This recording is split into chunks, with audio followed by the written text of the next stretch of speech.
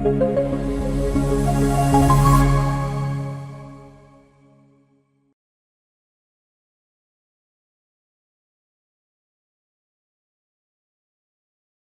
muy buenas noches a todos. ¿Cómo están? Espero que muy bien, que el día de hoy haya sido un día muy productivo. Voy a iniciar la clase del día de hoy recordándoles importante que es el material de estudio, segundo, la parte del material de estudio y si tienen otras dudas adicionales sobre cómo certificarse, realmente la certificación es una oportunidad muy amplia, principalmente para esa parte de ese soporte de conocimiento en la hoja de vida. Acá tienen los dos números de la coordinadora Paula Contreras. Siempre es importante colocar el indicativo de más 57 por ser de Colombia. El día de hoy vamos a continuar con algo que estábamos hablando ayer, que lo iniciábamos hablando. Recordemos que ayer hablábamos de un tema fundamental que les mencionaba que eh, se habla de epidemiología, pero que no podemos hablar de epidemia porque pues el autismo principalmente no es una enfermedad, se habla más bien de la parte de la prevalencia, eso es sumamente importante, y que ese aumento de casos se debe más a que ahora hay mucho más información, mejor información, que ya los profesionales del área de la salud están mucho mejor preparados.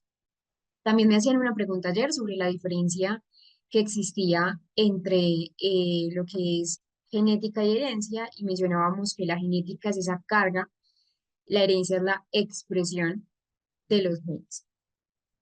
No siempre, por ejemplo, si hay una carga genética, si hay una carga genética, y eso lo hablábamos, por ejemplo, ayer con el X frágil, va a haber una herencia, es decir, va a haber una heredabilidad. Entonces, es sumamente importante tenerlo en cuenta. Y empezábamos a hablar de lo que son las bases neurobiológicas del trastorno del espectro autista, que es sumamente fundamental entender. De hecho, el cerebro de una persona con autismo tiene una configuración neurofuncional y neurobiológica diferente a las personas neurotípicas. Es por ello que entonces van a tener esas alteraciones o esas diferencias que nosotros podemos observar en esa sensibilidad, en ese procesamiento de la información más de corte o de índole emocional, entre otros aspectos. Tenemos entonces que el desarrollo del cerebro de una persona con autismo tiene ciertas alteraciones. Entonces hay una conectividad neuronal que está alterada. Es decir, las investigaciones han podido mostrar que hay una conectividad neuronal que es diferente. Que el cerebro de las personas con autismo puede tener una conectividad anormal entre diferentes o entre distintas regiones. Específicamente, se ha observado que hay una sobreactivación en unas áreas y una hipo e hiperactivación en ciertas áreas. Es decir, más activación en unas áreas, menos activación en otras áreas, junto con una desconexión en otras. Entonces, hay una hiper, pero también hay unas áreas que están desconectadas unas con otras, lo que va a afectar al fin y al cabo esa capacidad o la forma en que se procesa la información, no solamente de tipo sensorial, sino en general. Hay algo fundamental a tener en cuenta y es que en el desarrollo del cerebro de una persona con autismo se ha podido ver, se ha podido entender que hay un crecimiento cerebral que es acelerado en los primeros años. Es decir, en esa infancia temprana, los estudios han podido mostrar que experimenta un crecimiento mucho más rápido que en los cerebros típicos, los cerebros neurotípicos, en esos dos primeros años de vida, sobre todo en esos dos primeros años de vida, lo que contribuye también a que tengan dificultades en la organización y un adecuado desarrollo de las redes neuronales. Entonces son aspectos que debemos tener en cuenta para lo que es la parte del trastorno del espectro autista. También hay una hiperconectividad cerebral, es decir, hay un exceso de sinapsis, 40.000 sinapsis nuevas por segundo antes de los 2 años, lo que les mencionaba que hay un crecimiento exponencial, un crecimiento significativamente mayor lo que podemos observar en un cerebro típico, de un niño típico, entonces 40.000 neuronas nuevas, es decir, 40.000 sinapsis nuevas por segundo, 40.000 neuronas haciendo conexiones por segundo, no por minuto, por segundos. Y esto hace obviamente que el cerebro se expanda, pero poco a poco, a medida de que el cerebro se va especializando, se van a ir mielinizando ciertas conexiones que son más útiles. Esto pasa en los cerebros neurotípicos. De hecho, en los cerebros neurotípicos, eh, pues y en todos los cerebros, lo que se espera es que se tenga un buen desarrollo en esos 2 primeros años de vida, es donde tiene más conexiones nerviosas, más sinapsis, el cerebro porque está en un proceso de desarrollo, de crecimiento, de conocimiento, de exploración. Pero en la persona con autismo no hay algo que se llama poda neural o apoptosis. No, el cerebro no se poda. El cerebro entonces va a estar con exceso de conexiones, que no todas las conexiones nerviosas que se tienen en el cerebro en esos 2 primeros años son útiles. Por eso hay una muerte celular programada, que es diferente a una muerte celular necrótica, donde ya es por una lesión, bueno, por otro componente. Ahí sería más necrótica. Pero acá es una muerte celular programada, es una poda neural, es una apoptosis, una muerte celular controlada y programada. Esto no ocurre en el autismo, entonces acá tenemos esto, problemas en la poda neural, y se puede ver que en las personas, pues en los niños con un cerebro o un desarrollo típico, se alcanza hasta un 50% de la poda neural cuando están en la adolescencia, pero en las personas adolescentes esa poda neural solo llega a un 16%, no alcanza el 50%, que es lo que se debería ver. Entonces, vemos que acá hay alteraciones significativas en esa parte que es importante también entender, y cambios en lo que es la corteza cerebral. ¿Qué entendemos por esos cambios de la corteza cerebral? Acá, primero, sabemos que ya tenemos alteraciones en la conectividad del cerebro, es decir, en las personas con autismo hay una característica esencial, y es que hay una conectividad esencialmente atípica entre regiones cerebrales. Acá les voy a explicar algo que no les había explicado, y es la hiper e hipoconectividad. Cuando yo menciono una hiperconectividad, puede ser una hiperconectividad local, es decir, hay una comunicación excesiva entre neuronas que están muy cercanas. Eso se llama una sobreconectividad. Y esta parte de la hiperconectividad tan local es lo que explica, o lo que puede explicar en parte, esos intereses y esas habilidades que son tan específicas, esos intereses tan restringidos. Entonces tenemos una memoria, la memoria detallada, lo que habíamos hablado en algún momento de lo que es la coherencia central baja, eh, y tenemos una hipoconectividad a larga distancia, es decir, en zonas eh, no aledañas, sino en zonas un poco más distantes, una hipo baja. Esas conexiones entre regiones que están más distantes, más alejadas, van a verse reducidas. Y al fin y al cabo, esto lo que va a hacer es que se van a afectar esas funciones complejas, como la integración social, como la teoría de la mente de la que hemos hablado, como la parte de la planificación de las funciones ejecutivas, la comprensión emocional. De hecho, que también ayer me hacían esa pregunta, si la resonancia magnética funcional se podía ver algo, sí, la resonancia magnética funcional de hecho muestra que esas redes sociales del cerebro, como la red grande, la red amplia y compleja de la teoría de la mente, están menos activas y menos coordinadas, comparándolos con un cerebro que es un cerebro neurotípico.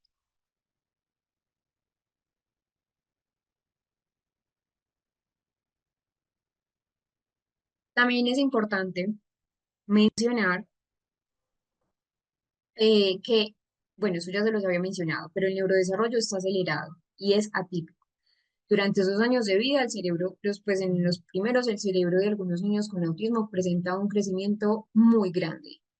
un crecimiento excesivo del volumen cerebral, especialmente en algunas áreas. Entonces está el cerebelo, está la corteza frontal, está también la amígdala, y esto ocurre de 6 meses a los 2 años de vida.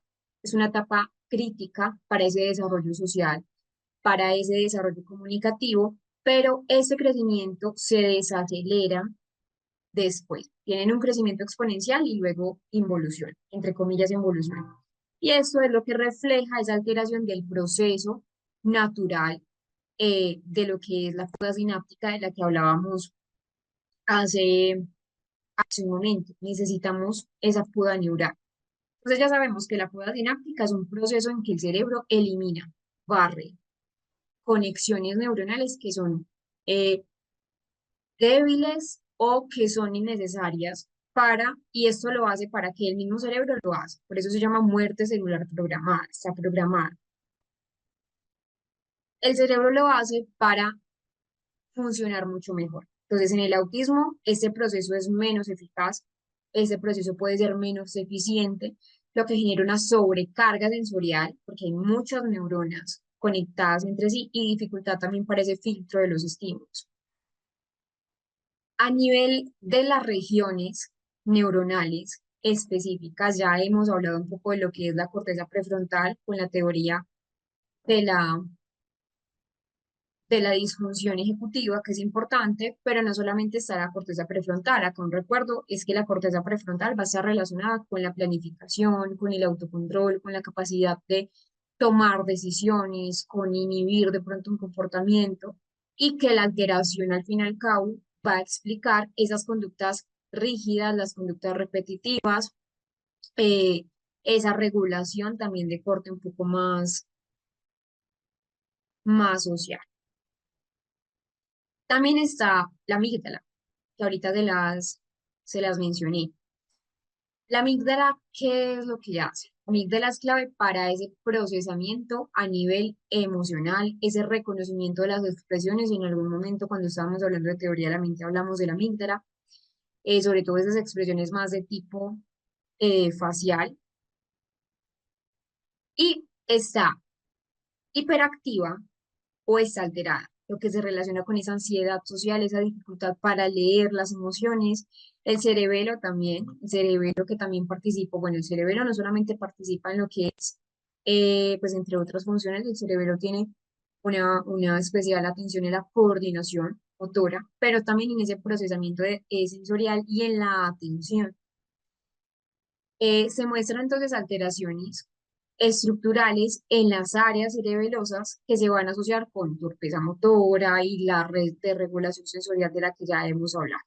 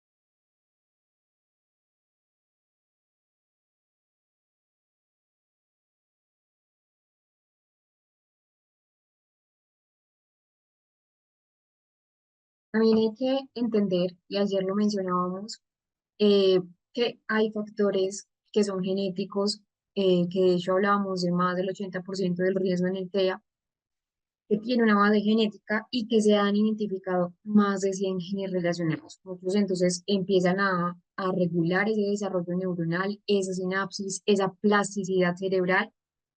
Hay muchos genes que están implicados allí, Por eso es importante, hay que entender que hay genes asociados, múltiples genes, no, y ayer también mencionábamos eso, el TEA no es solo causado por la parte genética, sino una combinación muy compleja entre genética, ambiente, eh, pues esos factores ambientales también son importantes. Y hay también en el trastorno del espectro autista lo que es el factor del ámbito, se me fue la palabra, de los neurotransmisores. Entonces, los neurotransmisores también juegan un papel sumamente importante en lo que es esa base del trastorno del espectro autista. Entonces, los neurotransmisores son esas sustancias químicas que permiten esa comunicación entre neuronas y que también desempeñan un papel fundamental en esas alteraciones o en esas dificultades que podemos encontrar muchas veces en las personas con autismo. Entonces, GABA, por ejemplo, es uno. GABA es un inhibidor, es un neurotransmisor inhibidor. Cuando hay un déficit en GABA, se puede generar una hiperactividad neuronal, una dificultad para inhibir esos estímulos o inhibir ciertos comportamientos que pueden ser repetitivos o pueden ser también estereotipados. Glutamato, a diferencia de GABA, glutamato es un excitador, es un neurotransmisor excitador, y el exceso de glutamato, cuando hay exceso de glutamato, va a provocar una sobrecarga a nivel sensorial, es lo que va a provocar también esa ansiedad. La serotonina también, de hecho, va a estar relacionada. eh, y algunos estudios muestran que cuando hay niveles elevados, cuando hay niveles elevados en sangre, en personas con TEA, va a afectar ese estado de ánimo, ese sueño, esa conducta de tipo social.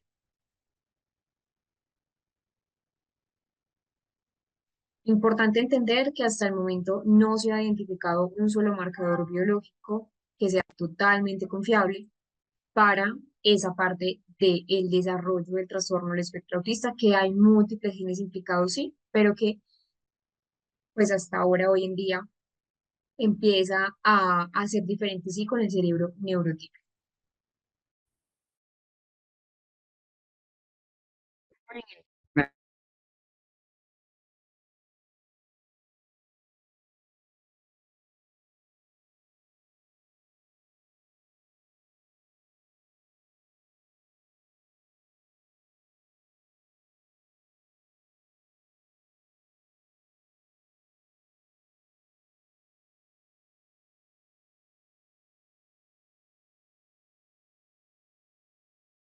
Vamos a hablar del módulo número 2, donde vamos a empezar a trabajar el neurodesarrollo, cómo es el neurodesarrollo típico. Eso es importante conocerlo para poder saber cuándo quizás hay un retraso o cuándo hay una desviación.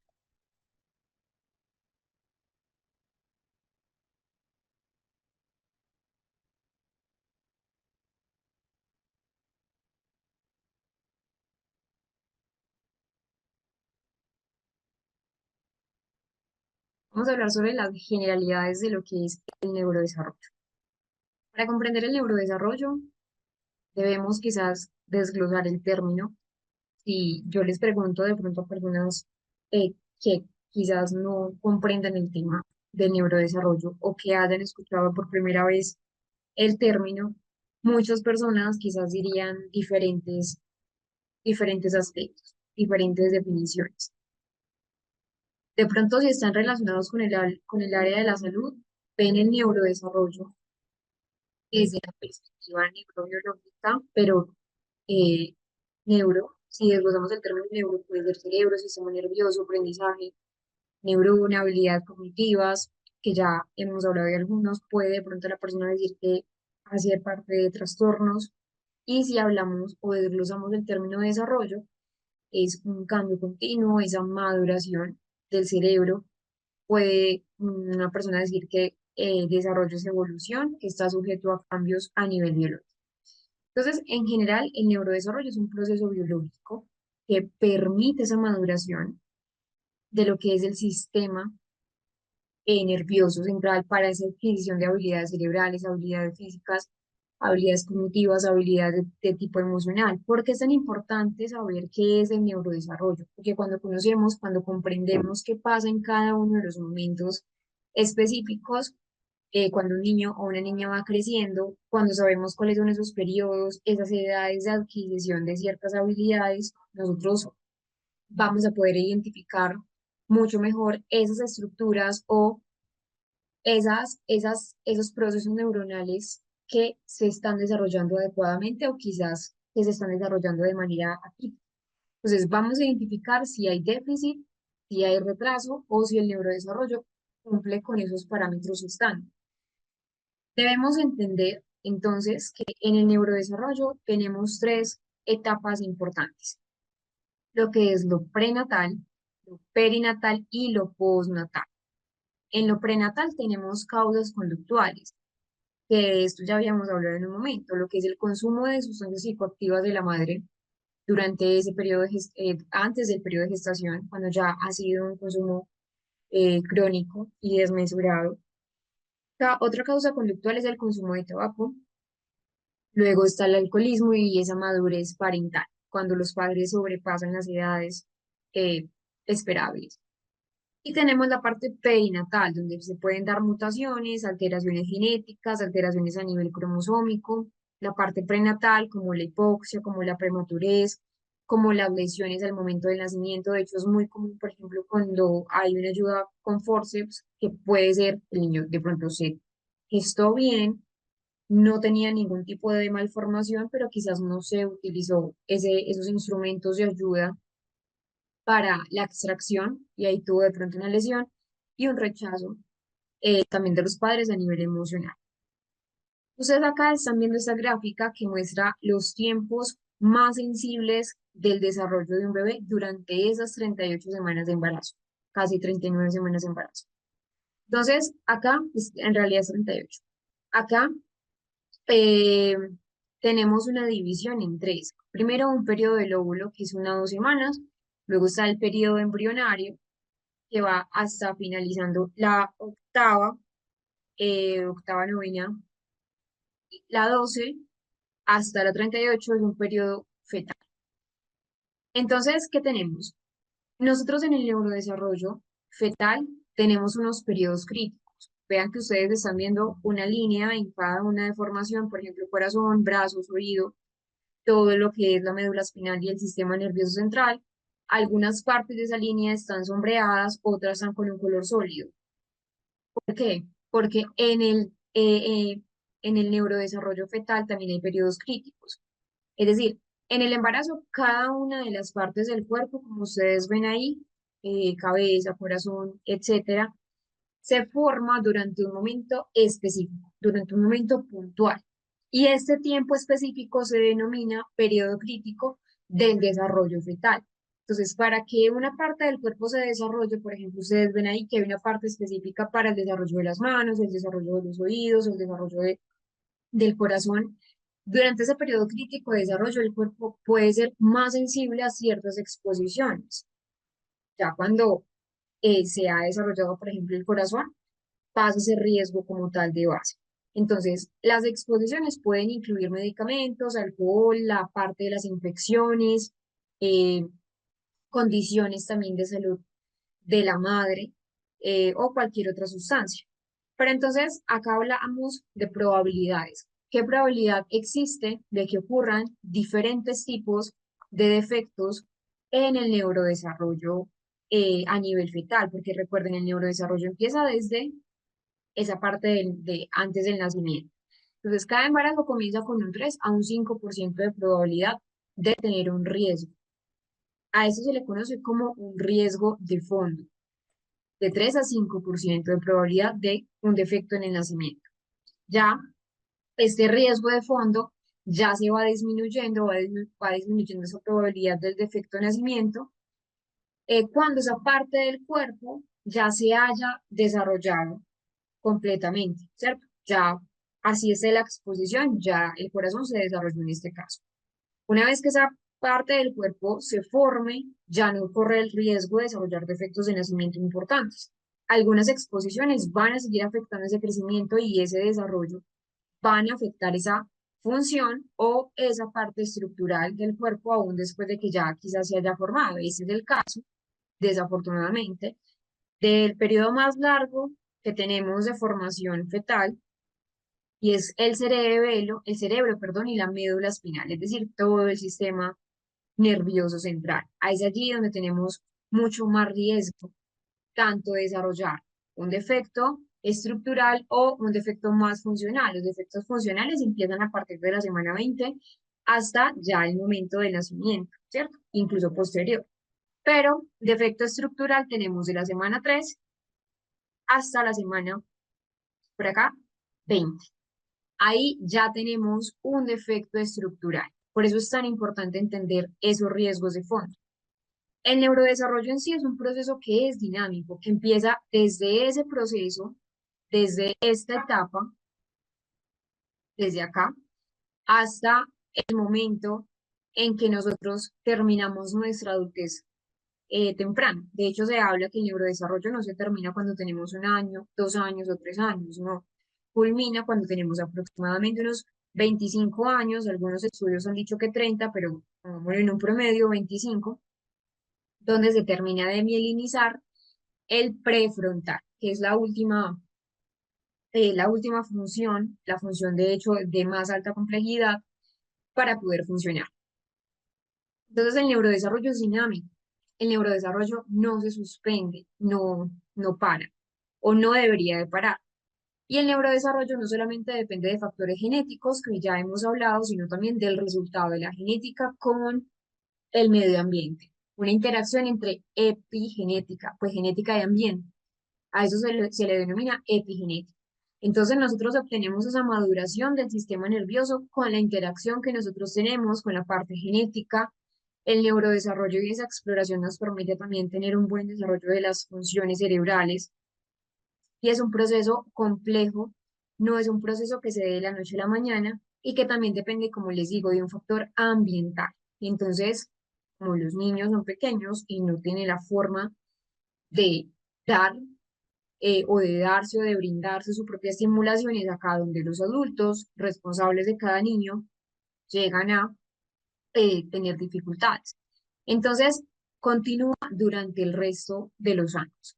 El sistema nervioso tiene diferentes respuestas al ambiente. Entonces, es una interacción entre el ambiente y la parte genética.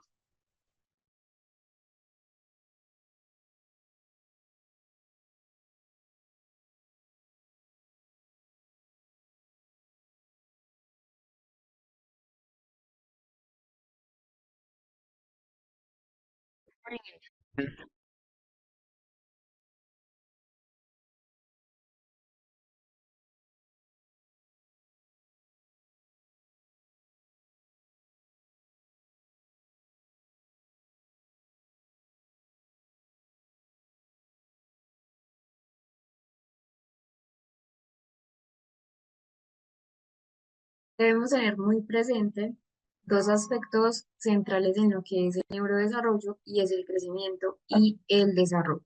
Desarrollo entendiéndolo eh, que es diferente a neurodesarrollo como tal.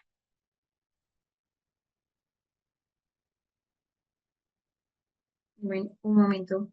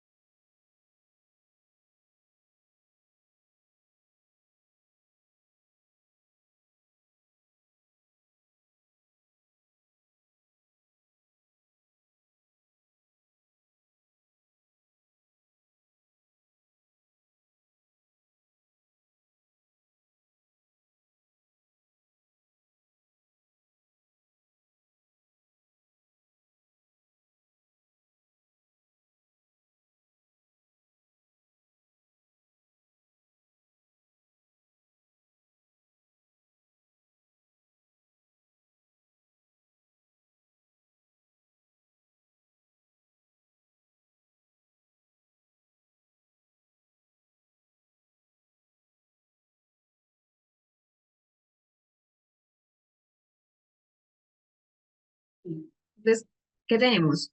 La palabra crecimiento y la palabra desarrollo.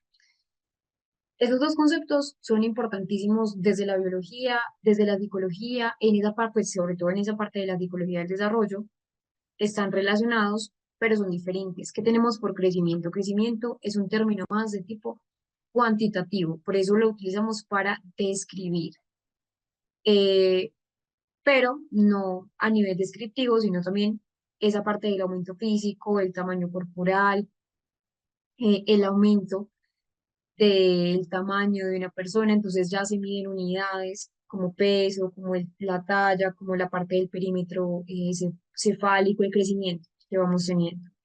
Entonces, un ejemplo, un aumento, por ejemplo, del perímetro cefálico de un niño de 2 años, un niño de 13, pues un preadolescente. Entonces, es un aumento, por ejemplo, de estatura, ese incremento de la masa muscular que vamos teniendo y se puede medir. Otra característica es que es visible, otra característica es que tiene límites. Nosotros dejamos de crecer, nosotros tenemos un punto donde nuestro perímetro cefálico deja de aumentar, deja de crecer. Y es más influido por factores, primero nutricionales, genéticos y también de corte hormonal. Pero tenemos el otro factor que es el factor de desarrollo. Es un proceso más de tipo cualitativo, porque implica una madurez más funcional, una madurez o una adquisición de habilidades físicas, de habilidades más de corte cognitivo, habilidades emocionales a lo largo y sociales también a lo largo del tiempo. Un ejemplo, que es cuando aprendemos a caminar, cuando aprendemos a hablar, a leer, cuando aprendemos a controlar y a identificar nuestras emociones. No siempre esa parte ese desarrollo no siempre es visible, a diferencia del desarrollo, y que también incluye aspectos neurológicos, aspectos psicológicos, aspectos más de corte social, y es un proceso continuo, desde esa concepción hasta que nosotros estamos ya en la etapa de la vejez. Y no se limita a un solo aspecto, abarca la parte motora, la parte del lenguaje, la parte de lo afectivo, de lo socioafectivo. Entonces, el crecimiento es aumentar de tamaño, en resumen, pero lo que es el desarrollo es madurar en capacidades. Ambos ocurren juntos, pero no son lo mismo. Cuando hablamos de desarrollo, igual, al igual que el neurodesarrollo, son procesos continuos, son procesos organizados, secuenciales y que están influenciados por procesos madurativos, ambientales y genéticos. Cuando digo secuenciales es porque están más organizados. Y acá me voy a lo siguiente. Evoluciona desde lo más sencillo, entre comillas sencillo, hasta lo más complejo. Por ejemplo, nosotros no desarrollamos el lenguaje si previamente nuestro cerebro no ha desarrollado la parte sensitiva, la parte sensorial. Entonces, el tacto, el oído, el gusto, antes que el lenguaje antes que funciones ejecutivas, y así sucesivamente. Se produce en sentido cefalocaudal, de la cabeza hacia los pies, y lo mismo que habíamos hablado, crecimiento y desarrollo avanzan a ritmos diferentes, pero que se van a vincular. Lo que les mencionaba un poco más, no de crecimiento, perdón, no de desarrollo, sino de crecimiento, y es que el cerebro de un recién nacido pesa aproximadamente unos 350 gramos. Cuando les digo aproximadamente, es que si se pasan en pocos gramos a otro niño, pues no hay problema. Y a los 2 años ya está pesando 1050 gramos aproximadamente. Ya en el adulto pesa 1400 gramos. Depende también de factores nutricionales y factores genéticos, factores hormonales también. Por ejemplo, en el factor de los hombres, que los hombres a nivel hormonal son mucho más grandes en sentido de la parte de los músculos, de la parte de los órganos. Lo mismo pasa con la parte del cerebro, es más grande que las mujeres. Eso no quiere decir que los hombres sean más inteligentes que las mujeres por tener un cerebro más grande, de hecho también es otro mito, eh, pero sí tiene que ver con factores más de corte hormonal. Entonces, en el neurodesarrollo total, eh, tenemos varios procesos. Primero, un proceso, o más bien un periodo crítico, un periodo sensible y un periodo de neuroplasticidad. La neuroplasticidad va a transversalizar tanto periodo crítico como periodo sensible. El periodo crítico es una ventana de tiempo, es una ventana temporal que se abre durante muy breve tiempo para adquirir cierta habilidad. Pero el periodo sensible es un periodo mucho más amplio, también es una ventana igual temporal, pero que sí admite de pronto un poco más de flexibilidad. Y en ambos hay neuroplasticidad.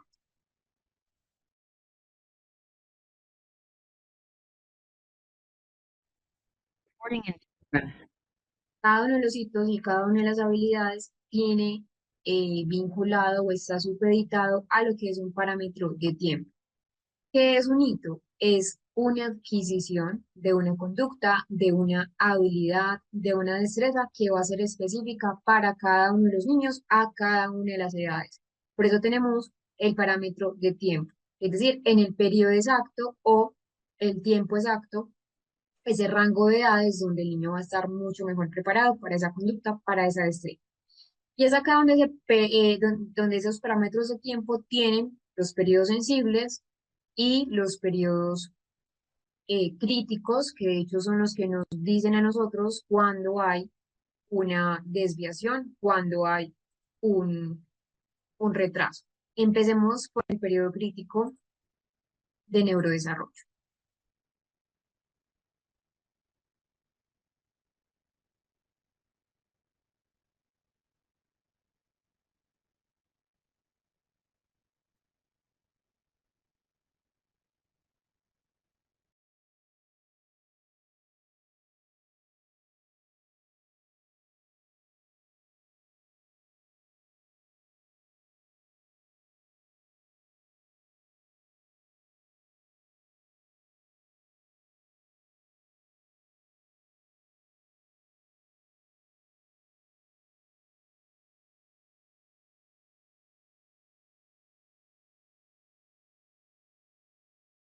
Cuando hablamos de un periodo crítico, estamos hablando que es una etapa de ese desarrollo cerebral donde ese sistema nervioso del niño empieza a ser más sensible, empieza a ser o está más preparado para ciertas experiencias. Son ventanas temporales que se abren en esos periodos críticos que se cierran. Por eso se llama periodo crítico, porque sí es importante prestar la atención acá. Entonces, el niño está especialmente sensible a ciertos estímulos, ciertas experiencias del entorno. Durante este periodo crítico o periodos, porque pues hay cada periodo para una habilidad diferente, el cerebro tiene una plasticidad sumamente elevada. ¿Qué significa esa parte de que tenga una plasticidad sumamente elevada? Es que puede cambiar, puede adaptarse con mucha mayor facilidad, pero también, desafortunadamente, está mucho más vulnerable a esa falta de estímulo o de pronto a esas experiencias negativas que pueda tener un niño. ¿Cuáles son las características clave que nosotros debemos tener muy presentes en los periodos críticos del neurodesarrollo? Les había mencionado, miren que lo primero que nosotros vamos a desarrollar son esa parte de los sentidos, el oído, el tacto, el gusto, la vista, para luego pasar a la parte del lenguaje. Lo primero es que es muy limitado en el tiempo, es otra característica. Es decir, si no se recibe la estimulación adecuada durante ese tiempo, ciertas habilidades pueden quizás no desarrollarse correctamente o quizás sí se desarrollen, pero son muy difíciles de recuperar después porque se cerró esa ventana de neuroplasticidad en ese caso. Y que también se asocia a funciones mucho más específicas. Entonces, por ejemplo, la vista, el oído, la parte del lenguaje que es sumamente fundamental, el apego emocional, el desarrollo motor, por ejemplo. Algo importante a tener en cuenta en esos periodos críticos es que están biológicamente determinados, pero aunque la biología determina, modula el ambiente. Si yo, por ejemplo, tengo una persona que esté predispuesta genéticamente a tener buen lenguaje, porque no hay ninguna alteración o no hay ningún síndrome genético que lo altere, pero el lenguaje de pronto no se trabaja, es un niño que no está expuesto de pronto a ciertas, pues a estímulos, lo que hablábamos ahora de las pantallas electrónicas, en ese periodo crítico del neurodesarrollo estamos viendo que los niños están teniendo alteraciones en el lenguaje por este periodo. porque aunque genéticamente están preparados, no están siendo modulados por el ambiente. Un ejemplo, pues otro ejemplo de lo que es un periodo crítico en el neurodesarrollo es, por ejemplo, la percepción visual, la visión. Hay un periodo crítico aproximado en esos primeros meses de vida. Si un ojo, por ejemplo, no recibe un estímulo, ¿cierto? Como en el estrabismo no tratado, ¿cierto? No recibe estímulo, entonces no se trabaja el estrabismo, puede haber un ojo vago, una ambliopía, ¿cierto? El lenguaje también. Entonces, desde los 6 meses hasta los 5 o 7 años aproximadamente, se debe tener una buena exposición al lenguaje en este periodo. Es esencial para tener un desarrollo del habla típica, de la comprensión del lenguaje, el apego emocional. De hecho, también en esos primeros 2 años de vida, también está vinculado con lo que es un periodo crítico. Entonces, por ejemplo, esas relaciones sociales afectivas que son estables son fundamentales para ese desarrollo socioemocional. La audición, de hecho, también, de esos primeros 2, 3 meses de vida, si el niño, por ejemplo, no es estimulado, es necesario detectar precozmente y tratar precozmente esas hipoacusias, ya unilateral o bilateral, para evitar problemas de lenguaje. Por eso no es gratuito que cuando están pequeños hacen implantes cocleares y cuando pasan cierto periodo de tiempo, ese periodo crítico, ya no hay un implante coclear. Eh,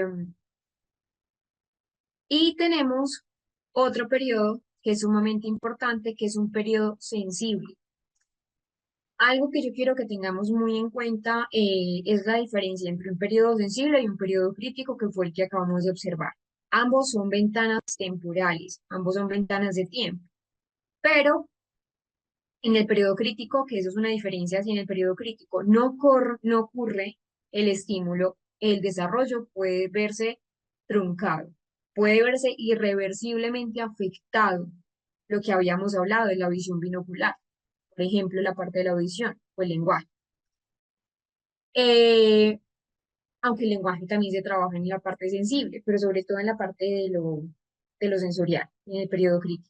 Y en el periodo sensible, que es una ventana ideal, ¿para qué? Para aprender. El cerebro está mucho más abierto, mejor preparado para aprender, por ejemplo, la lectoescritura, pero no excluye que también ese aprendizaje ocurra después. Esa es la ventaja también de ese periodo sensible, es decir, con más dificultad se puede de pronto aprender a hablar, como ha pasado con muchos casos, que pasan de pronto ese periodo crítico del neurodesarrollo, pero luego tienen un periodo de estimulación que ya sería un periodo sensible y ya eh, empiezan a hablar, ¿cierto? Como en el caso de los adultos, cuando nosotros aprendemos otro idioma. Nos da dificultad, sí, pero si, por ejemplo, tenemos un niño de 3 años, 4 años, que está empezando a ser bilingüe, entonces supongamos que esté hablando español y esté hablando francés, que se le enseñe, que tenga de pronto pues como padres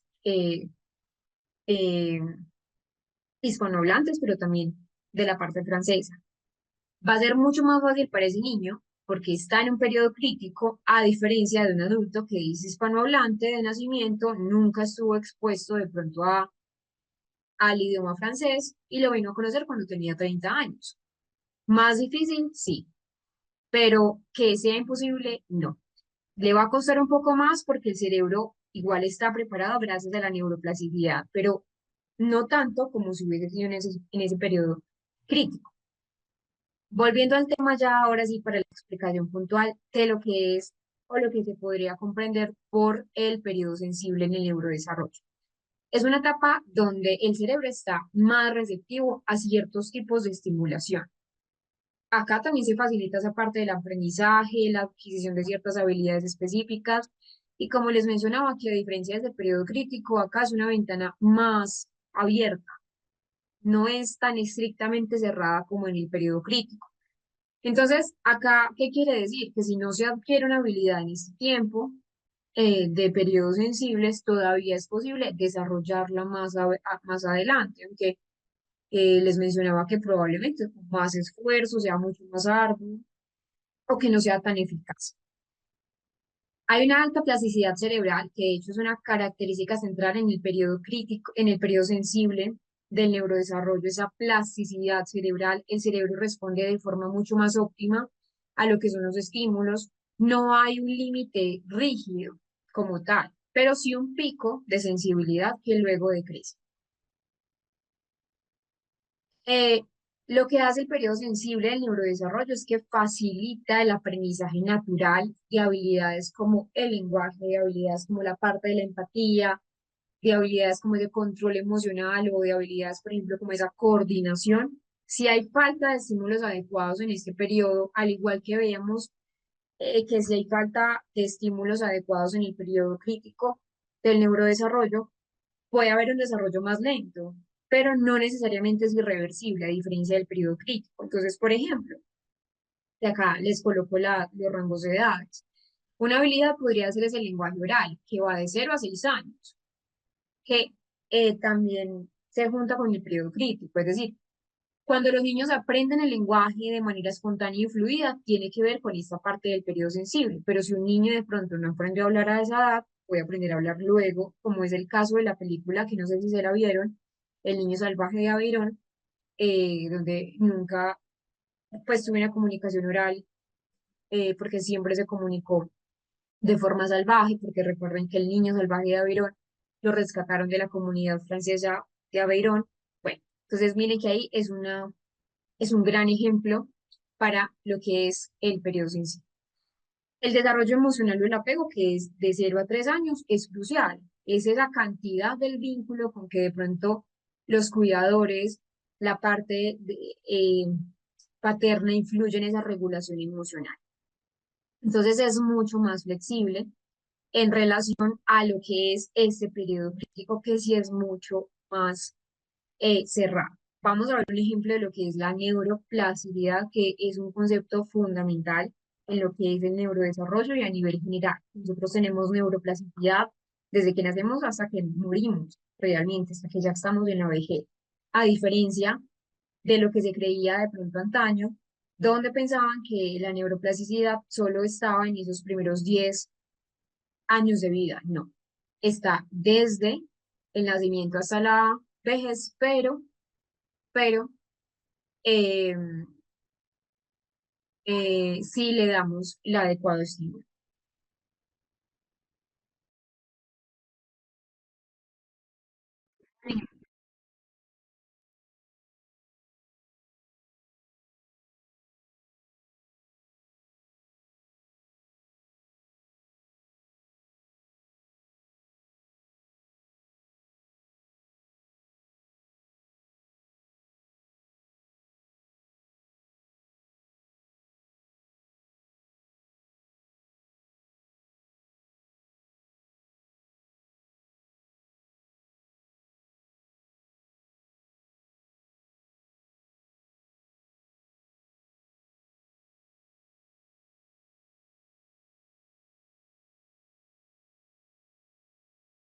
Bueno, vamos a hablar eh, de algunas preguntas que a ustedes le hayan podido surgir en general.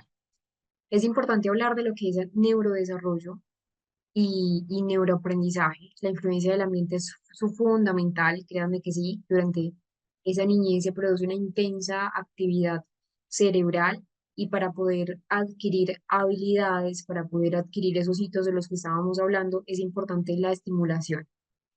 Los padres en ese periodo de estimulación del desarrollo son sumamente importantes para el lenguaje, para los sentidos, para la parte de las emociones. Durante esos primeros meses de vida, los padres pueden estar y deben estar atentos a algún retraso, alguna desviación para cada uno de los niños e iniciar una labor preventiva también con esa parte de los especialistas y seguir estimulando. Y no solamente los padres, en ese periodo sensible, los docentes tienen un papel sumamente importante, principalmente porque son ellos también quienes ayudan a estimular y ofrecen buenas propuestas educativas que potencien esas habilidades. El periodo crítico es una cosa, el periodo sensible también es importante entenderlo, es decir, aunque sea una ventana temporal más angosta, más corta, no quiere decir que no se deba también prestarle una importante atención. No, el adulto siempre debe estimular, estimular a través del juego, estimular a través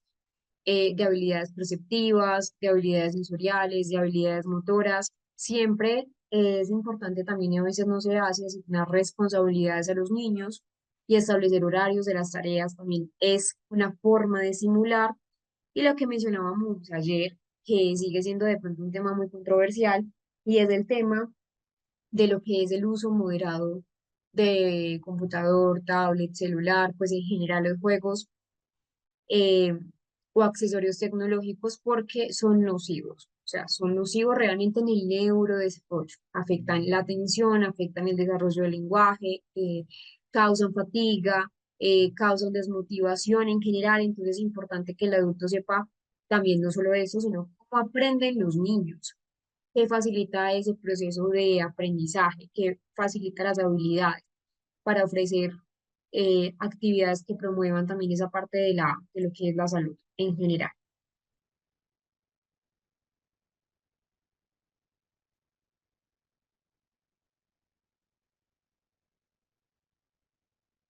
Sí, crecimiento es un concepto más exacto, más cuantitativo. Muy bien, Nicole. Pues es un aumento en general, un aumento de masa muscular, un aumento de tamaño, de perímetro cefálico, mientras que de desarrollo es más un concepto cualitativo. Sí, exactamente. ¿Qué otras preguntas les han podido surgir?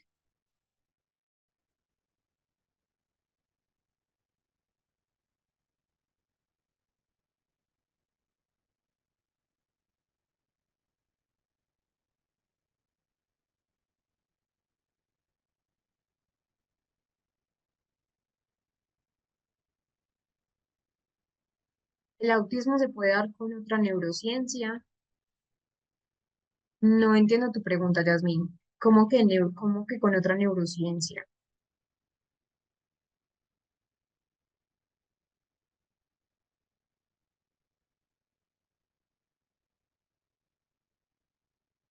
Sí, Axel. Bueno, voy a volver a explicar esa parte. Ah, bueno, neurodivergencia. Sí, sí, de hecho es muy común. El autismo y el TDAH, por ejemplo, son concomitantes, o el autismo y trastornos específicos del aprendizaje. Es bastante frecuente, bastante frecuente. Bueno, Alex nos pregunta que si puede volver a explicar la etapa crítica y la etapa sensible. A nivel de resumen, recuerden que el periodo crítico es una parte mucho más pequeña, es decir, una flexibilidad es importante entender que es baja en el periodo crítico, mientras que en el periodo sensible la flexibilidad es alta. Digamos que en ese periodo crítico hay consecuencias al no recibir el estímulo, es decir, es irreversible o muy difícil de recuperar. Por ejemplo, si al niño no le trabajan esa parte, supongamos, del estrabismo, es difícil de recuperar posterior y en algunos casos, en otros conceptos puede ser irreversible, mientras que en el periodo sensible hay una forma más fácil de recuperar con más esfuerzo, pero es más fácil, más factible para esa parte de lo que es la neuroplasticidad. El periodo crítico es más corto y mucho más específico, mientras que el periodo sensible es mucho más amplio en el tiempo. Por ejemplo, el periodo crítico tiene esa parte de la visión, de la audición, y el periodo sensible es más de tipo como aprendizajes, como aprender un segundo idioma, fortalecer cierta habilidad, aprender, por ejemplo, eh, a, a- a hablar un segundo idioma.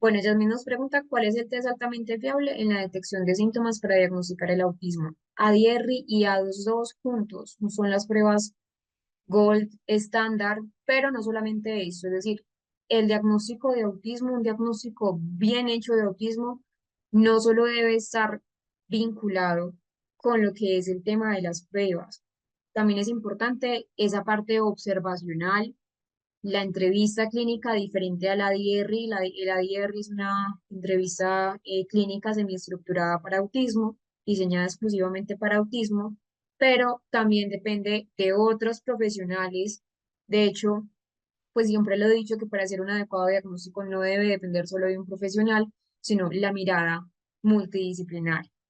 Vamos a ir entonces a nuestro descanso eh,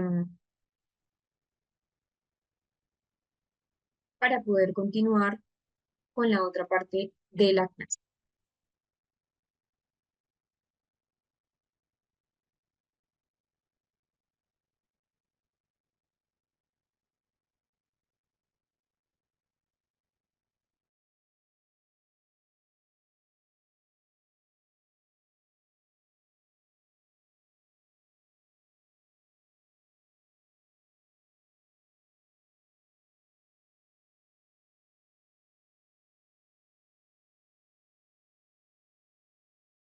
Estábamos hablando sobre la importancia que tiene esa parte del ambiente en el neurodesarrollo temprano para tener esos cambios duraderos, esos cambios importantes en lo que es el proceso de neurodesarrollo.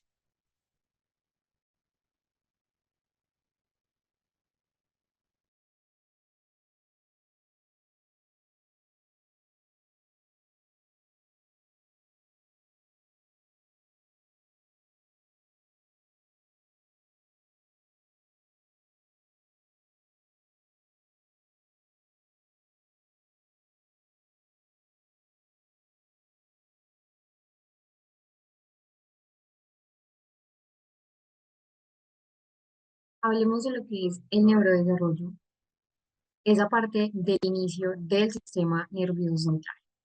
Esta etapa de neurodesarrollo es vital para crear esos circuitos neuronales que al fin y al cabo son el sustento de esa formación de aspectos físicos, de aspectos cognitivos, de aspectos emocionales. Por eso es fundamental tener muy presente, tener en cuenta cuáles son esos factores relevantes en la formación del sistema nervioso central.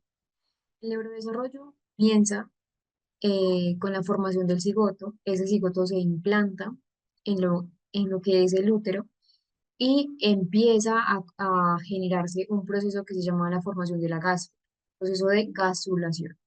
En ese proceso de gastrulación se empiezan a formar tres tipos de células, tres tipos de células que son las que le van a dar origen a diferentes factores o diferentes aspectos del cuerpo del ser humano. Tenemos el mesodermo, donde se forma la parte musculoesquelética, donde se forma el aparato reproductor, donde se forma la parte de los riñones, huesos en general. El endodermo, en el endodermo están las glándulas endocrinas, está el sistema digestivo, está la parte pulmonar y está el hígado, también está el páncreas. Y luego tenemos la que eh, interesa para esa parte del sistema nervioso central y es el ectodermo. El ectodermo es donde surgen esas estructuras del sistema nervioso y así se inicia esa formación cerebral. No solamente se inicia el sistema nervioso, sino que también del ectodermo surge, sale la piel. Esa primera etapa que nosotros vamos a hablar es el proceso de formación del tubo neural. Es una fase embrionaria en el neurodesarrollo, donde se forma el tubo neural. De hecho, el tubo neural tiene diferentes fases en las que se va a estar desarrollando paulatinamente ese sistema nervioso. Es vital que se complete la formación del tubo neural, si no se da origen a diferentes trastornos. Entonces, a las 2 semanas de concepción comienza ese proceso de desarrollo cerebral. En este caso, el ectodermo, que es la célula donde surge el sistema nervioso central, sufre eh, cambios a nivel estructural y se inicia esa formación de lo que es la placa neural. Ya luego a la semana 18 de gestación empieza un periodo de inducción o de neurulación, donde es un proceso donde esos extremos de la placa neural lo que hacen es plegarse y formar un surco y de allí, de esas dos líneas, empiezan a fusionarse y constituir lo que es el factor del tubo neural.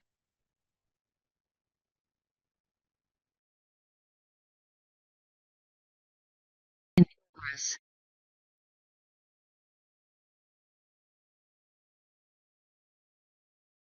Un periodo que es fundamental es el periodo de inducción, pero que también se llama un periodo de neurulación. Este periodo o ese proceso comienza en esa tercera, cuarta semana aproximadamente y va hasta la sexta semana de gestación y es allí donde se va a formar el tubo neural. Ese tubo neural debe aparecer primero y posterior se debe vesiculizar, se debe segmentar para dar lugar o para dar origen a las diferentes partes del sistema nervioso central. Resulta que cuando no se hace un buen periodo de neurulación, cuando no se da una buena formación del tubo neural, tenemos dos alteraciones que podemos encontrar. Una alteración que es compatible con la vida, una de tantas alteraciones. Una que sí es compatible con la vida, que es el mielomeningocele, y otra que no es compatible con la vida, que es la anencefalia, es una ausencia de encéfalo.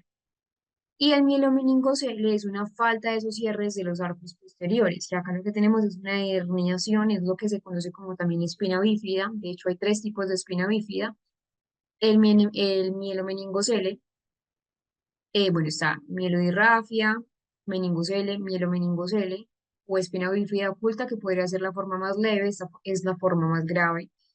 Y da entonces como origen, o se da como origen de una alteración en esa formación del tubo neural.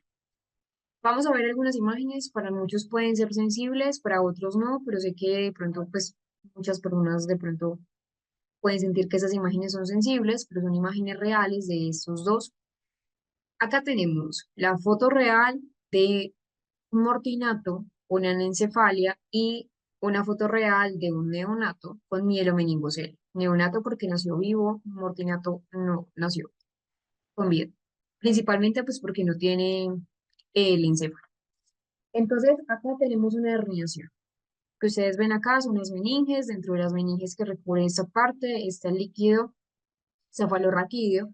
Miren, por ejemplo, en la anencefalia donde debería estar el espacio para el encéfalo, el resto del encéfalo no está y la parte tampoco pues, del perímetro cefálico.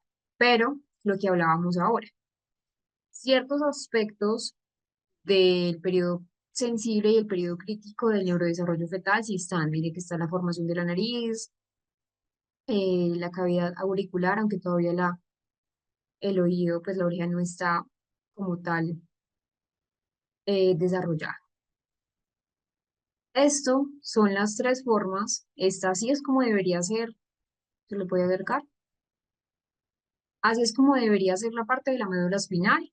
Líquido cefalorraquídeo, las meninges, las vértebras. Acá es la mielodirrafia, eh, o espina bífida oculta, que también se llama así, donde está. Entonces, miren, por ejemplo, acá serían las meninges, acá es muy característico pelo, mielodirrafia. Miren acá, por ejemplo, lo que son las meninges. Las meninges son estas partes de acá que ustedes ven un poco más moradas. Entonces están las meninges, la médula espinal en mielomeningocele está acá, está con hernia. La médula espinal sí está ubicada en la zona donde pues no, tampoco en la zona donde debería, pero igual está recubierta por líquido cefalorraquídeo. Han existido muy pocas personas con anencefalia que han nacido con vida. Uno de ellos es Jackson, el niño del ejemplo que vamos a ver hoy. De hecho, sus padres retrataron día a día las diferentes dificultades a las que se enfrentaba Jackson. Jackson tenía problemas respiratorios, tenía diferentes tipos de dificultad. Desafortunadamente, Jackson fallece. Nació con vida, pero fallece a los pocos meses por falta de partes del encéfalo.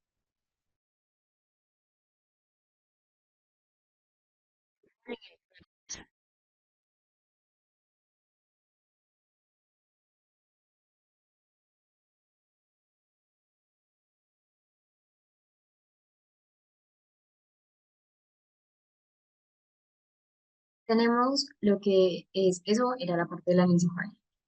Tenemos lo que es la espina bífida. Entonces, hay tres tipos de espina bífida. Espina bífida oculta, que es la parte A, donde también se llama mielodirrafia. Espina bífida con meningocele y espina bífida con mielomeningocele. Entonces, la espina bífida es un defecto congénito de lo que es el tubo neural y ocurre cuando la columna vertebral y esa médula espinal del bebé no se desarrollan o más bien no se cierran de manera adecuada durante ese periodo de embarazo. Entonces, este problema lleva a daños en los nervios, lleva también a discapacidades a nivel físico. De hecho, tienen diversa gravedad, tiene esos tres niveles de gravedad que les menciono, dependiendo del tipo y localización, van a variar las dificultades que las personas van a enfrentar. Entonces, lo primero es una espina bífida oculta, que es la parte A que ven allí, de la forma más leve, no, pues hay un pequeño defecto en una o más vértebras, generalmente no causa problemas o no causa lo que son los síntomas visibles. Luego está el meningocele, que lo que pasa en el meningocele es que las meninges, esas membranas que recubren o que protegen el cerebro, pero también la médula espinal, lo que hacen es sobresalir a través de lo que es la pequeña abertura de la médula, perdón, de la columna vertebral. Eh, y en la segunda parte o en el segundo tipo de espina bífida, la médula espinal no se mueve. La médula espinal permanece en su lugar, pero sí causa ciertas discapacidades físicas, no en tanto grado o no en tanta medida como lo que pasa en el mielo meningocele, que es la forma más grave de espina bífida. Acá una pequeña porción de lo que está, de lo que es la médula espinal y lo que son los nervios, lo que hace es sobresalir a través de la apertura de la columna vertebral y esto lleva a dificultades físicas, lleva también a una parálisis parcial o total, a problemas de control en la vejiga, a problemas de control también en esos intestinos. La espina bífida como tal no tiene una única causa, sí se sabe que también hay una malformación en ese tubo neural, pero que también se puede dar por factores ambientales, por factores a nivel genético, por falta también del ácido fólico durante ese proceso de gestación. Si hay, por ejemplo, bajo ácido fólico en la madre, aumenta ese riesgo de espina bífida.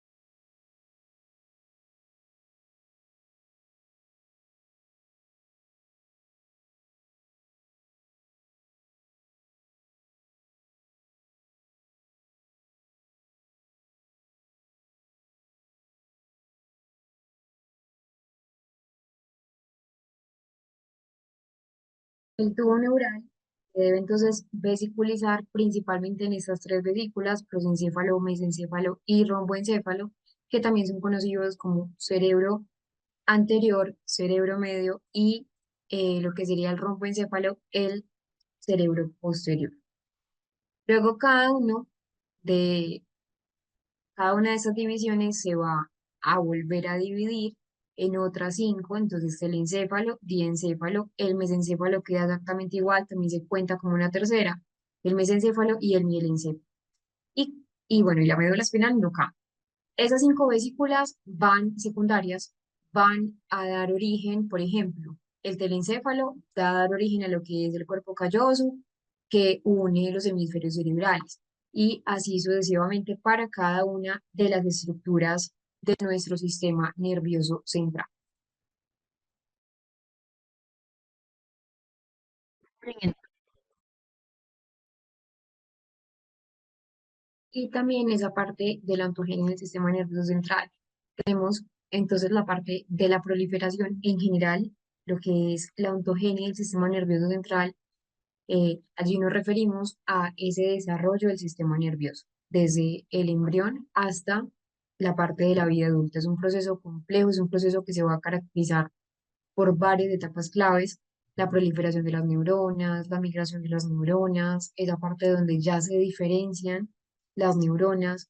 Llega la parte de la sinaptogénesis, que es la parte, que es una parte muy importante, que pues acá ya se las voy a explicar, la apoptosis y la parte de la mielinización. Vamos a ver una visión general. Cuando hablamos de una proliferación celular, es que en esas primeras etapas del desarrollo eh, embrionario, esas células del tubo neural, que ya sabemos que la estructura que le va a dar lugar al sistema nervioso se dividen rápidamente y así se generan los neuroblastos y los glioblastos. Los neuroblastos son esas precursoras de las neuronas y los glioblastos son los precursores o precursoras de lo que son las células glías. Esto ocurre principalmente en la zona ventricular del tubo neural. Luego tenemos un periodo de migración.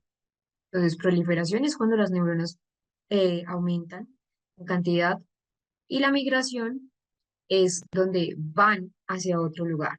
Es decir, las células que estaban en esa zona ventricular del tubo neural, lo que hacen es ir hacia otras áreas del cerebro donde lo que van a hacer son una integración, se van a integrar con esos circuitos a nivel neuronal. Es un proceso que va a estar guiado por señales químicas, por señales físicas y puede durar incluso este periodo de migración neuronal hasta el segundo trimestre de gestación. Tenemos un periodo de diferenciación, es decir, una vez que ya esas neuronas se instalan, después de esa migración neuronal, ya cuando llegan a su destino, las neuronas se van a diferenciar en tipos de neuronas. Las neuronas motoras, neuronas sensitivas, neuronas piramidales, interneuronas, motoneuronas. Durante esta fase de diferenciación también se forman esas dendritas y los axones. Esa es la fase 3. Luego llega una fase 4 que es la fase de sinaptogénesis. En esta fase de sinaptogénesis es que a medida que esas neuronas van madurando, van comenzando a establecer esas conexiones entre sí. Y esto solo lo logran a través de lo que es el proceso de la sinapsis. Em, la sinaptogénesis es mucho más activa en los primeros años de, de vida y va a estar asociado con esa plasticidad cerebral y es lo que hace, la sinaptogénesis es lo que hace que el cerebro responda, a que el cerebro se adapte a esos estímulos externos. Y ahora hablábamos de lo que es la muerte celular programada, una apoptosis. No todas las neuronas formadas en ese desarrollo temprano logran sobrevivir. Recuerden que fue una alteración que en el autismo, aquellas que no logran establecer conexiones que son fuertes o que no logran establecer conexiones funcionales, se van a eliminar y a eso se le denomina apoptosis, una muerte celular que es programada, que es calculada. Es un proceso que es fundamental para esa poda, entre comillas, de las conexiones que no son necesarias y esas conexiones que no son necesarias mueren y aún así, pues, y de esa forma tenemos mejor funcionamiento cerebral. Hay un periodo que no lo pongo acá y es el periodo, pues no lo amplío, pero es el periodo de mielinización. La mielinización, ah, sí, ya lo vi, está abajo. La mielinización es el proceso donde esas células glías, principalmente lo que son los oligodendrocitos en el sistema nervioso central, y en el periférico tenemos las células Schwann, lo que hacen es envolver esos axones neuronales con una capa lipídica, que es una capa o una vaina de mielina. La mielina lo que hace es acelerar esa conducción de nuestros impulsos eléctricos, es la forma en cómo se van a comunicar nuestras neuronas. Es un proceso que comienza en la médula espinal durante ese eh, tercer trimestre de gestación y continúa hasta ya que entramos a nuestra adultez temprana, hasta los 25 años. Entonces es un proceso donde hay progresión de la mielina. Entonces primero se mielinizan las áreas relacionadas con las funciones básicas, como el control sensitivo, como el control motor, las sensaciones primarias. Ya luego va a áreas un poco más corticales, que son asociadas con funciones más complejas, funciones cognitivas más complejas, de mayor nivel, como el lóbulo frontal, que es el último, de hecho, en mielinizarse. Eso es muy importante porque todo ese proceso depende de una maduración a nivel cortical, que tiene unos factores que también influyen, de hecho, en la ontogenia del sistema nervioso. Los factores genéticos, que la parte genética es clave, porque son reguladores en ese control de cómo se desarrollan las estructuras, cómo se desarrollan esas conexiones neuronales, pero recuerden que el factor genético no lo es todo, también es el ambiente prenatal y postnatal. Por ejemplo, en la parte prenatal, la nutrición, si hay o no un estrés materno, si de pronto hay una exposición a toxinas que van a influenciar negativamente en ese neurodesarrollo y el ambiente postnatal, que ahora hablábamos de lo que es la estimulación sensorial, esas experiencias tempranas que van a impactar esa plasticidad neuronal y el establecimiento de conexiones sinápticas. Entonces, depende también eso de la maduración cortical, que implica ese refinamiento de esas conexiones sinápticas eh, y que se va haciendo, recuerden, paulatinamente, una poda sináptica, se van fortaleciendo esas neuronas o esas conexiones neuronales que son mucho más fuertes para tener un desarrollo de funciones mentales como planificación, como la atención, como la memoria, como la regulación emocional.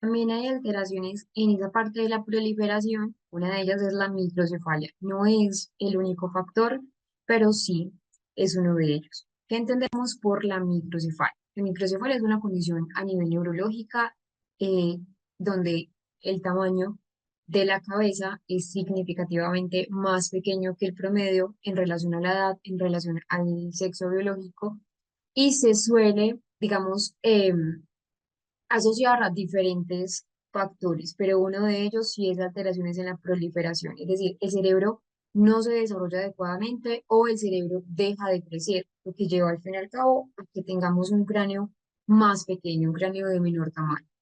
Hay unas características en la microcefalia, no solamente el tamaño reducido del cráneo, es decir, al nacer el perímetro craneal es mucho menor a lo que debería, es mucho menor a lo esperado, lo cual entonces obviamente, y que este sí, a diferencia del autismo no se puede detectar a través de exámenes prenatales, a diferencia de la microcefalia, es así, o ya inmediatamente pues después del nacimiento. Pero no solamente eso a nivel físico, sino que también hay un desarrollo cerebral que va a estar comprometido, es decir, la microcefalia va a estar asociado con retrasos en el desarrollo cognitivo, va a estar asociados en el desarrollo motor, en algunos casos incluso también va a estar, bueno, y que también el desarrollo cognitivo va a ser variable.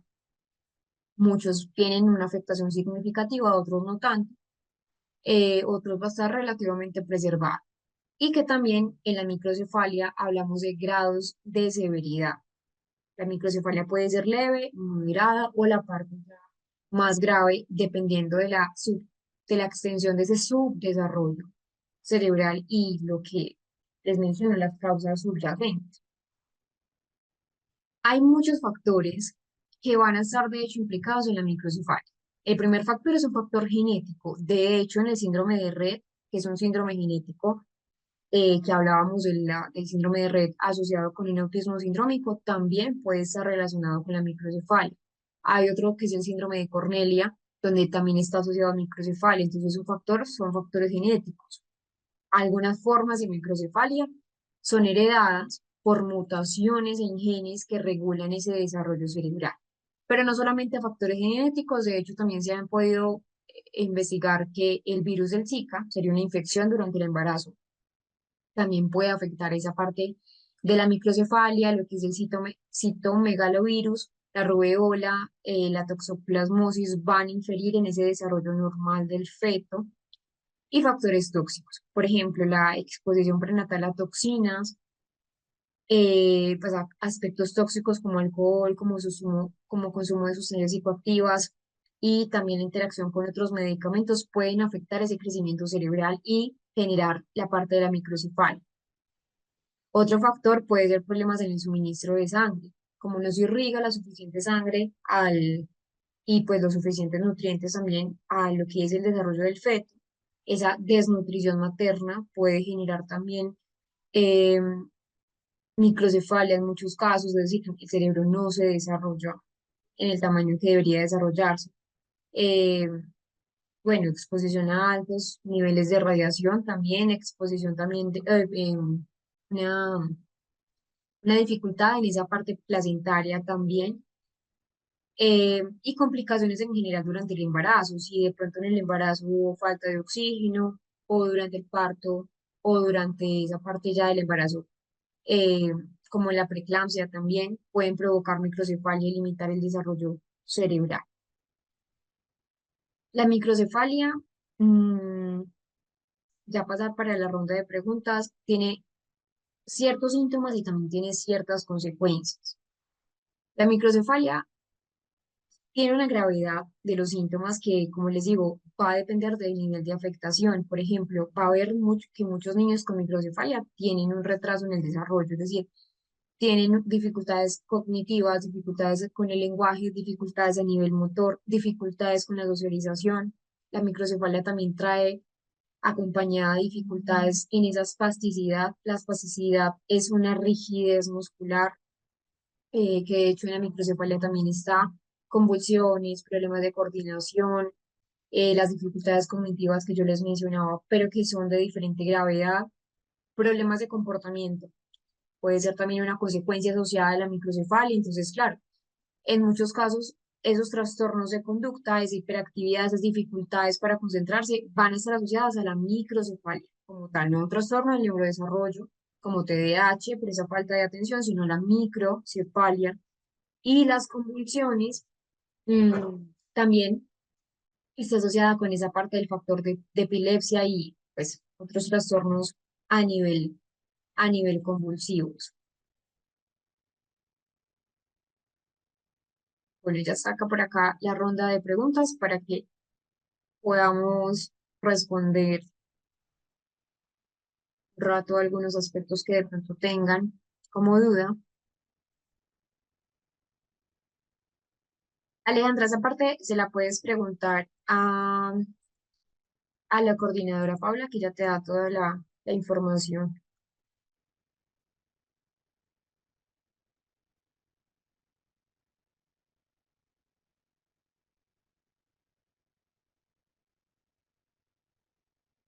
Bueno, Verónica, esa parte que es más individual, puedes ir donde, pues como el terapeuta o la persona que esté acompañando a tu hijo para que, viendo el caso puntual, te pueda ayudar viendo todo el panorama.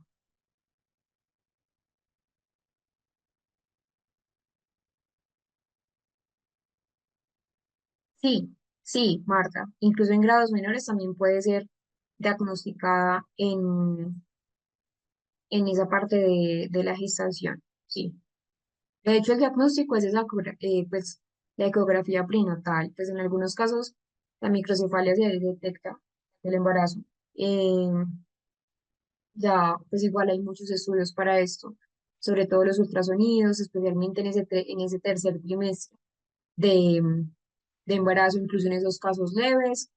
Ya cuando, por ejemplo, nacen, lo que se hace ya si es una, pues si de pronto no se hizo una ecografía prenatal, en esa parte del ultrasonido, ya una medición del perímetro craneal. Después de ese nacimiento, ya se compara con el tamaño de la cabeza de los bebés, promedio, un aproximado, y ya se compara pues como con esas tablas de referencia para poder determinar si está por debajo del percentil normal para su edad y sexo o si todo está de pronto estable.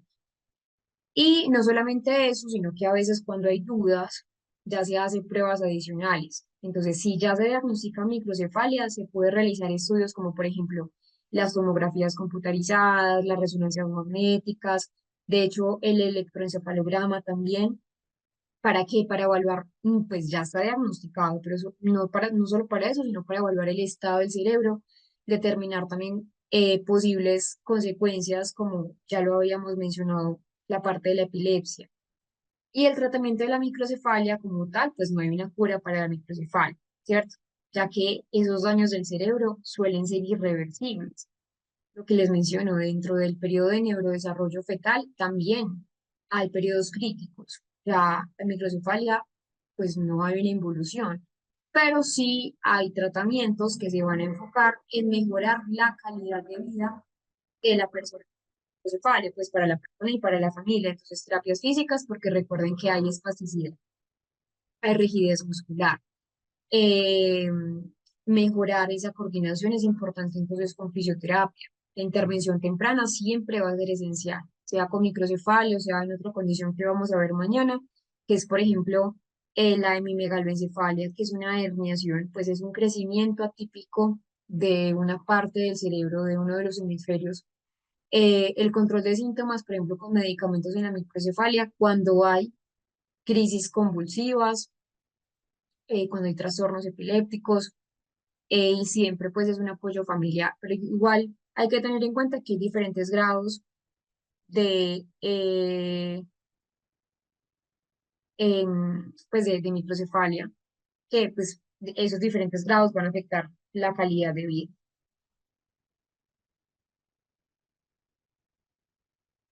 Ah, bueno, ya que estaba preguntando sobre el tratamiento,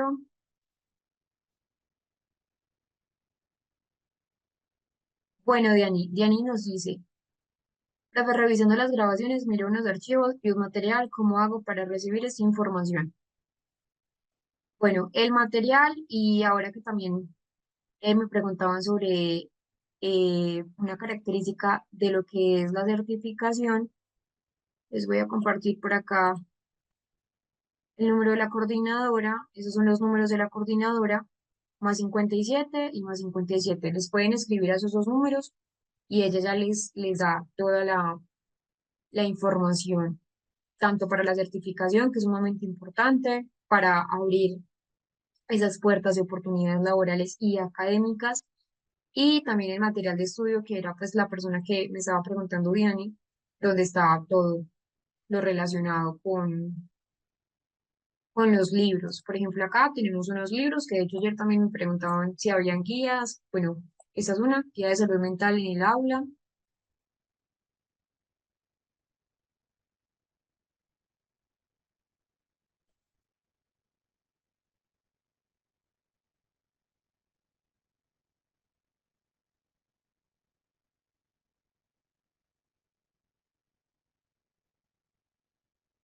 Sí, la anencefalia. Ah, bueno, en el primer trimestre. No, todavía no se ha formado como tal todo el sistema nervioso central.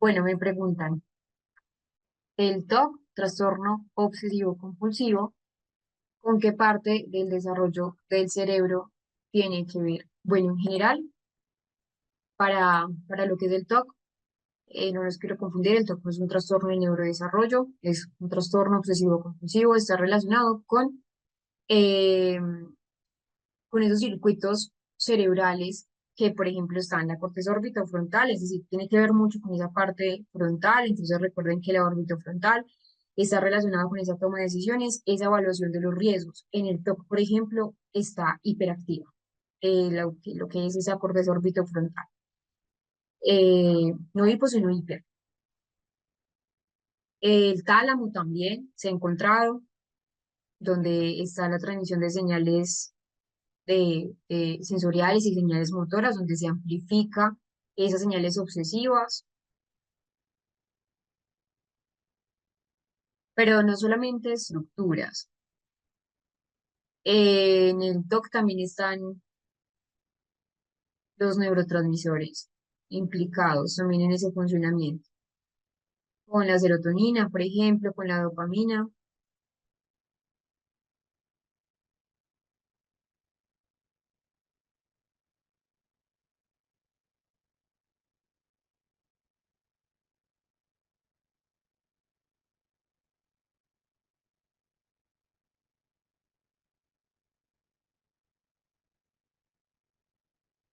pero ¿qué tipo de daño cerebral? Como tal, la demencia senil no existe, pues es un término que se utilizaba hace tiempo, ya no se utiliza, es decir, no hay una demencia asociada al envejecimiento. Sí, sí, Glenda, esas clases de hecho todas están grabadas. Ya te voy a compartir, Glenda, los videos.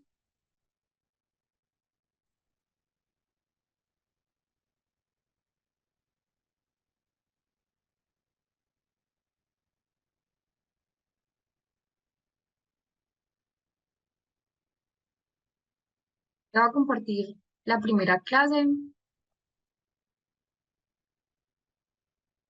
es esta. Es igual ahí tienes como el desprendible de todas las que ya hemos revisado. Y bueno, y les voy a compartir a nivel general la clase número 6 que fue ayer, para que puedan revisar la clase.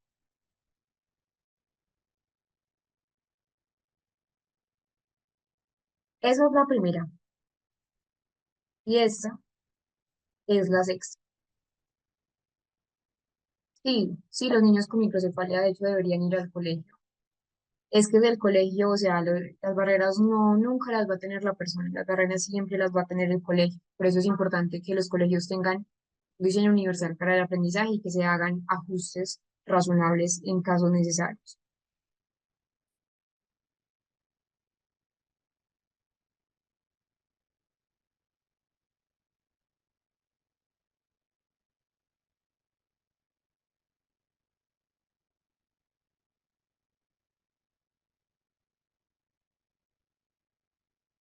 Bueno, vamos entonces a dejar la clase acá y mañana nos veremos con una nueva clase, una nueva ronda de preguntas.